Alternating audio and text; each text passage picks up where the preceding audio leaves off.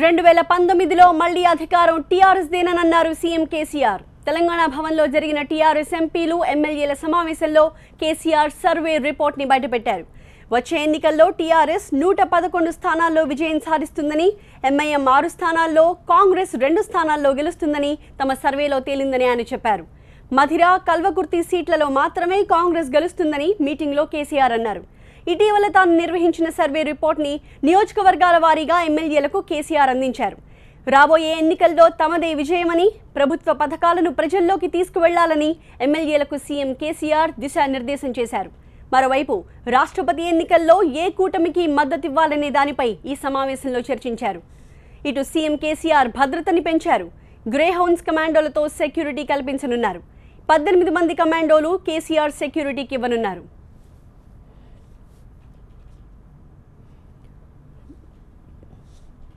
మా ప్రతినిధి రాకేష్ మరింత సమాచారం అందిస్తారు. రాకేష్, కొద్దిసేపటి క్రితమే టీఆర్ఎస్ఎల్పీ మీటింగ్ ముగిసింది. సీఎం కేసీఆర్ కి భద్రత పెంచడం దానికి కారణంగా కనిపిస్తుంది. భద్రత పెంచడానికి గల కారణాలు, కొద్ది రోజుల్లోనే సీఎం కేసీఆర్ పూర్తి స్థాయి జిల్లాల పర్యటనకు వెళ్తున్నారు. జిల్లాల పర్యటనలో భాగంగా ప్రజల్ని కలుస్తుంటారు. 3 ఏళ్లలో పెద్దగా ప్రజలతో యాక్సెస్ లేదని ముఖ్యమంత్రి భావించారు.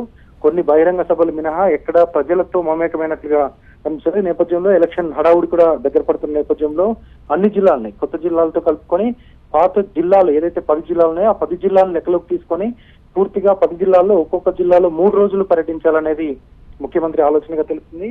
ఈ నేపథ్యంలోనే అన్ని జిల్లాల్లో కూడా ముఖ్యమంత్రి పర్యటన ఉంది.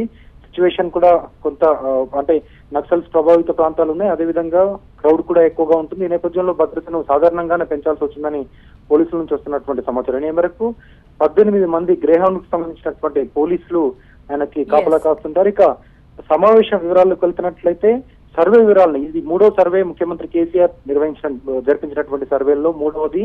నియోజకవర్గాల వారీగా, పార్టీ వారీగా అక్కడ ఉన్నటువంటి ఎమ్మెల్యే పనితీరు ఆధారంగా సర్వే నిర్వహించడం జరిగింది. కొన్ని నియోజకవర్గాల్లో పార్టీకి మంచి ప్రభావం ఉన్నప్పటికీ ఎమ్మెల్యేల పనితీరు బాగాలేదంటూ రిపోర్ట్ వచ్చింది.